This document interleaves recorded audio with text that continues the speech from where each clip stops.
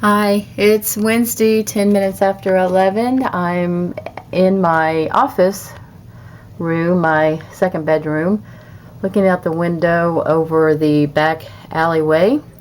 That's a pretty old tobacco warehouse building back there that's now a graphic design business. And you can see on the roof top right here, which is this little building, is the part of our complex here, how much snow is developing. If you had a ruler out there, I don't know, you could see how thick it's building. It's really coming down and continues to fall for the rest of the day, I guess. Wind's picking up again. Just a wintry wonderland. Bye bye.